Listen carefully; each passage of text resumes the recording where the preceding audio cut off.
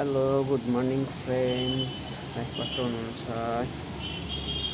के गर्नु, ड्युटी जाउँ भनेर उठ्यो। हेर्नुहोस् न पानी, पुरा पानी परिरहेको छ रोडमा। हेर्नुहोस् पानी पुरा पानी।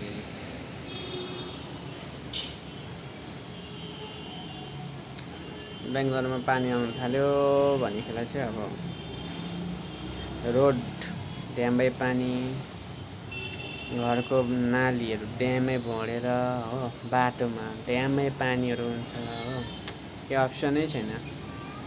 अन्त त्यसले गर्दाखेरि चाहिँ भाइ त फेरि उठेर तयारी भएर सुत्यो। हामी चाहिँ ढिलो ढिलो जाउँ भनेर सोच्थ्यो। अब पानी रहेमा चाहिँ जानु पर्ला, अब के गर्नु। पानी रहेमा चाहिँ जानु पर्ला अब। अन्त मेरो सानो गार्डन तपाईँलाई देखाउँछु है, के रोपेको छु घरको अगाडि भनेर। ल हेर्न सक्नुहुन्छ, यो मनी प्लान्ट हो। यो मनी प्लान्ट चाहिँ अब यो चाहिँ हाम्रो सूर्यको हो। यो मनी प्लान्ट चाहिँ माथि गएको थियो, माथि पुगेको थियो। मैले घुमाएर ल्याएर यो चाहिँ यता हालिदिएको थिएँ, यसरी गरेर हालिदिएको थिएँ। सबै झरेछ, टाइमै छैन हो, दोकानले गर्दा टाइम छैन। यस्तो बनाइदिएको थियो मैले हो, यहाँ बनाइदिएको थिएँ, यसरी गरिदिएको थिएँ हो। यस्तो बनाएको खासमा चाहिँ मैले चाहिँ यहाँनिर चाहिँ यस्तो झर्ने खालको बनाउँ भनेको भएन। अन्त यस्तो छ, यसको बोट यहाँ छ हो। अन्त यो एलोभेरा छ यहाँनिर हो, एलोभेरा छ। यो पनि मनी प्लान्टै हो। हेर्नुहोस् कत्रो भएको छ, ठुलो भएको छ। यो पनि मैले यत्रो नै रोपेको, यसको बेबी पनि दिँदै रहेछ यहाँ। अन्त यो चाहिँ घरबाट लिएर आएको डल्ले खोर्सानी हो, बिउ। यो पपाया भयो, यो कालो हल्दी भयो हो, यो स्नेक प्लान्ट भयो है, यस्तो छ। अन्त यहाँ चाहिँ मैले खोर्सानीको बिउ राखेको। यो चाहिँ होटेलको पछाडि जग्गा छ, त्यहाँ लगेर रोपौँ भनेको, तर फुल्नु पो खोज्दैछ सबै। सार्नु ढिलो भयो कामले गर्दाखेरि है। हेर्नु न, यो फुल्नु खोज्दैछ, तपाईँहरू देख्नुहोस् ल, देख्न सक्नुहुनेछ, यहाँ फुल्दैछ हो। अन्त यहाँ सिमरायो पनि छ हो, के छ, सिमरायो छ। यहाँनिर स्टोन पत्थरकुटी पनि छ हो, किचिरमिचिर पो छ त यहाँनिर, सानो छ। योहरू चाहिँ सबै म होटेलमा लगेर रोपिदिनु पऱ्यो। होटेलको पछाडि जग्गा छ कि। हेर्नुहोस् मेरो सानो गार्डन यस्तो छ, कस्तो लाग्यो है।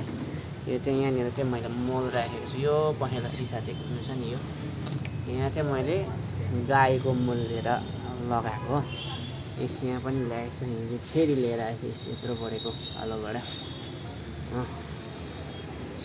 यस्तो छ मेरो सानो गार्डन। कस्तो लाग्यो हजुरहरूलाई है? अन्त के गर्नु, पानी आएकै छ, जानु त पर्ने हो, किनकि अर्डर छ, दिनै पर्छ हो।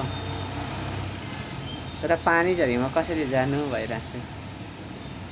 मैले पानी अलिकति तताइदिनु भनेको छु। पानी पिउने हो, त्यहाँदेखि विचार गर्ने हो, गाडीमा जाइ हुन्छ, अटोमा, गाडीमा मतलब अटोमा गयो हुन्छ हो। हिजोदेखि पानी आएकै छ, पानी आएकै नै छ। अस्ति त बेलुका आउँथ्यो, हिजोदेखि त कन्टिन्यू हुँदैछ। घाम लाग्यो लाग्नु जान्दैन, पानी पऱ्यो पर्नु जान्दैन। रोडतिर यत्रो त खाल्टा भइहाल्छ 2 दिनमै हो। अन्त हरेस काम गर्नु आएको, काम गर्नै पर्यो है। परदेशमा हो, गाउँठाउँमा भए पो यताउति घुमेर है, के फलफुलहरू छ, के भन्छ तरुलहरू छ, त्यो खायो बस्यो, मजा आउँछ क्या। गाउँको लाइफ एक प्रकारले मजा आउँछ। अब अर्ग्यानिक हावाहरू, अर्ग्यानिक खानेकुराहरू है। परदेशमा त्यस्तो हुँदैन नि त। परदेशमा त कति दिन काटेको कति दिनमा आइपुग्छ, त्यही खान्छ, ओइलिसकेको चाहिँ यता आइपुग्दा हो। अन्त त्यस्तै खानुपर्छ। तरुलहरू कति दिन खोनेको कति दिन 9 सौ पसिसक्छ, त्यति बेला खानु पाउँछ हो। अन्त के गर्नु, गाउँठाउँमा अब के भन्नु गाउँको कुरा के भन्नु अब गाउँमै सबैलाई नक्कुरीहरू दियो, एउटा स्किमै हालिदियो, गाउँठाउँमा एउटा स्किम हालिदियो, केही न केही काम दिइबस्यो भने गाउँको मान्छेहरू परदेश आउँदैन हो। गाउँमा अब यो चाहिँ हकिकत हो अब होइन। गाउँमा अब न काम धन्दा छ न पैसाको मेलोमेसो छ है। त्यसले गर्दा चाहिँ सबैजना परदेशै आउनुपर्छ क्या है। अन्त परदेश आउनुपर्छ, परदेश जानुपर्छ हो। अब जग्गा जमिनहरू उनीहरूले गरिखान्छ है, गर्छ त्यहाँ पनि। आजकल त गाउँमा त मान्छे नै छैन है। यो चाहिँ अब सरकारले पनि बुझ्नुपर्ने है, अलिकति स्किमहरू दिएर कसरी हुन्छ गाउँको मान्छेहरूलाई है, हेल्प हुन्थ्यो अलिकति भए पनि। स्किमहरू दिएको भए अथवा केही काम वर्षै पछि केही काम दिएको भए पनि अब हेल्प हुन्थ्यो है। अहिले 100 डेजको काम पनि बन्द भयो है, 100 डेजको काम पनि बन्द भयो है। अन्त त्यसले गर्दाखेरि मैले सुनेको थिएँ बन्द भयो जस्तो लाग्यो, किनकि हाम्रो गाउँतिर चलेको छैन है। अन्त छैन, त्यस्तै छ अब। स्किमहरू आउँछ, माथि खान्छ, तलब कसले पाउनु छैन है। अब गरिब गुरुबा त त्यही त हो। त्यसले गर्दाखेरि चाहिँ अब अहिले चाहिँ गाउँठाउँमा चाहिँ अब बिमारहरू भयो भने पनि साह्रो पर्छ है। बिमारहरू लानुको लागि हस्पिटलमा साथीहरू त चाहियो। घरमा 1जना 2जना छ भने त मुस्किलै परिजान्छ। अब एकजना बिमार भयो भने ऊ हस्पिटलमा बस्नु कि घरको वस्तु सम्हाल्नु कि घर सम्हाल्नु कि नानीहरू सम्हाल्नु कि त्यस्तो हुन्छ है। अन्त म चाहिँ यस्तो लाग्छ कि गभर्मेन्टबाट, सरकारबाट चाहिँ केही न केही जबहरू हालिदिएको भए, स्किमहरू हालिदिइबसेको भए चाहिँ गाउँको मान्छे चाहिँ पाखा आउँथिन जस्तो लाग्छ क्या। किनकि सबैलाई चाहिएको त पैसा हो होइन। त्यसले गर्दाखेरि चाहिँ अब पैसा छ भने किन बाहिर आउनु है। बाहिर आउने कुरै छैन है। पैसा आफ्नो खाएर आफ्नो घरमा बसेर है, आफ्नो गाउँमा काम गरेर खाना भइहाल्छ नि होइन। त्यही भएर चाहिँ मलाई चाहिँ त्यस्तो लाग्छ। अब सरकारले चाहिँ अब एक एकवटा स्किम हालिदिइबसेको भए चाहिँ गाउँ पनि हराभरा, हावा हल्ला खल्ला हुन्थ्यो गाउँमा पनि है। अन्त सबै पैसा रुपियाँ पनि हुन्थ्यो, सबैजना हुन्थ्यो, सहयोग पनि हुन्थ्यो। के परिहाल्यो भने पनि मान्छेहरू आइदिन्थ्यो है। अहिले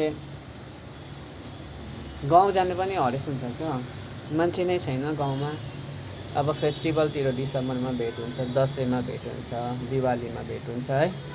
अब त्यति बेला त आउँछ, अब यहाँबाट दुःख गरेर भए पनि आफ्नो आमा बाउलाई भेट्छु भनेर जान्छ है। कस्तो छ गाउँ हेर्छु भनेर जान्छ है। अब त्यति बेला मात्रै हो भेटघाट भनेको चाहिँ। दसैँ सक्यो मान्छे गायब हुन्छ, क्रिसमस सक्यो मान्छे गायब हुन्छ। अन्त त्यो चाहिँ किन गायब भएको भन्दा गाउँमा पैसा छैन अब है। खानु पर्यो है, घर हेर्नु पर्यो, समाजमा 1-2 रुपियाँ चाहिन्छ त्यो दिनु पर्यो, यताउति बिमार हुन्छ त्यहाँनिर हेल्प गर्नु पर्यो है।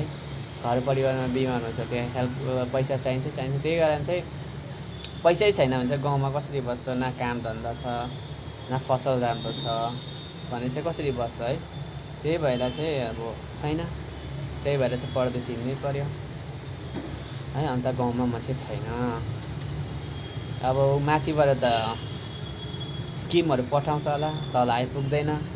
माथिकोले नै खाएर सकिदिइहाल्छ है, माथिकोले नै बाँटेर सकिदिइहाल्छ। अन्त गरिबहरू चाहिँ के गर्छ, त्यही अलिकति मिडियम क्लासको, हामी जस्तो मिडियम क्लासकोहरू केही खर्चहरू लिएर परदेश आएर काम गर्छ है। बिचरा गरिबहरू आज के खाउँ भोलि के लाउँ छ अहिले पनि है। भरेको लागि भरे नै सोच्नुपर्छ, भोलिको लागि भोलि नै सोच्नुपर्छ। काम पायो भने पायो है, पैसा हुनेहरूले काम लाउँछ है। अब पैसा नहुनेहरूले, आफै गर्नेहरूले त काम लाउँदैन है। अब त्यो पनि अब मेरो मनको कुरा, अब त्यो पनि अब साह्रो छ गाउँठाउँमा। 1 रुपियाँ जुटाएर खेताला लाउनु पर्यो। खेताला पनि त पाए पनि त मजा है। अब त्यो खेताला पनि हतपत पाउँदैन। अब त्यस्तै रहेछ है अब जिन्दगी। र यो चाहिँ मेरो कुरा हो, हजुरहरूलाई कस्तो लाग्छ? यदि मैले केही नराम्रो भने, हजुरको मन दुख्यो भने म क्षमा चाहन्छु है। तर मलाई चाहिँ यस्तो लाग्छ गाउँमा एउटा स्किम चाहिँ छोडिदिई बसेको भए 1-2 रुपियाँ आइबस्थ्यो है, गाउँको मान्छेहरू बाहिर जान्थेन। अब मिस्त्री काम जान्नेहरूले मिस्त्री गर्छ है, त्यहाँदेखि इलेक्ट्रिकको काम जान्नेहरूले इलेक्ट्रिक काम गर्छ है, प्लम्बरको काम गर्नेले प्लम्बरको काम गर्छ। अरू नजान्नेले चाहिँ के गर्छ, कामै छैन।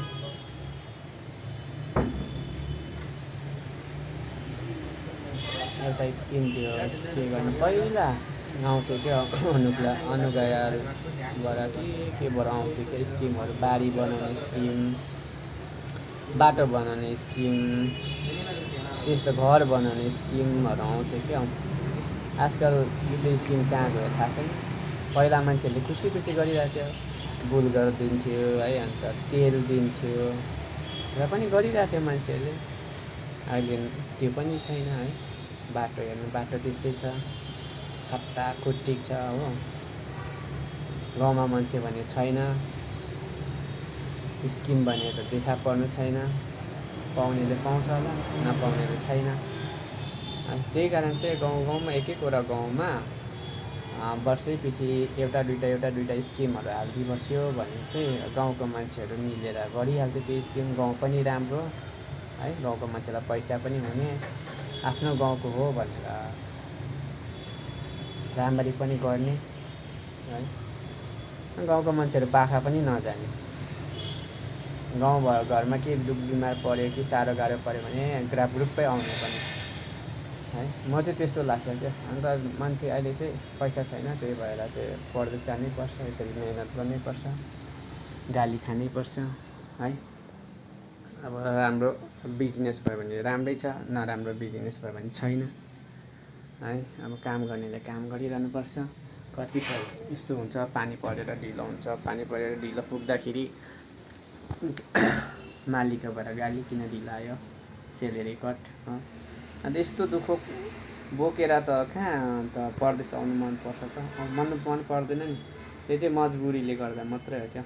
गाउँमा हेर्नुहोस्, फ्रेस भेजिटेबलहरू खायो, फ्रुटहरू फ्रेस खायो, नेचुरल हावा, नेचुरल पानी, त्यस्तो छोडेर यस्तो दुःख गर्नु आउँदैन नि त परदेशमा है।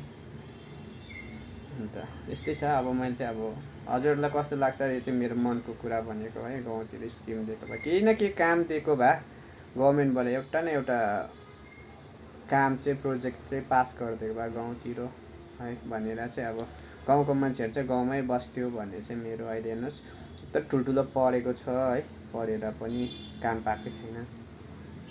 त्यसले गर्दा उनीहरू पढेको मान्छेहरू पनि काम नपाएर अब आफ्नो मेहनतको लागि परदेश आउनै पर्छ, परदेश जानै पर्छ है। अब नपढेकोहरूले त अब काम पाएनले ठिकै छ है, उनीहरूलाई पनि एउटा सानो स्किम, अब बारी मर्मतहरू भयो, यो बाटो मर्मतहरू भयो, केही न केही यस्तो कामहरू दिइबस्यो भने चाहिँ राम्रो हो जस्तो लाग्छ है। हजुरलाई कस्तो लाग्छ? आजको भिडियो चाहिँ यस्तै छ। अब मैले चाहिँ खासमा चाहिँ किन बनाएँ भन्दाखेरिलाई चाहिँ अब आज ड्युटी जानु पर्थ्यो है, काममा जानु पर्थ्यो। पानी परेको कारणले गर्दाखेरि हामी आज अलिक ढिलो जाने प्लान गऱ्यौँ है। अन्त किनकि सामान लिएर जानुपर्छ, सामान टु व्हिलरमा भिज्छ है। अन्त गाडी पनि पानी परेको बेलामा अलिक महँगो गर्छ है, पानी पर्दैछ भनेर रिजेक्ट गर्छ, कति चाहिँ क्यान्सल गरिदिन्छ। त्यही भएर त्यस्तै छ है। ल हजुरहरू राम्ररी बस्नुहोस् है। सबैजनालाई have good day, by by.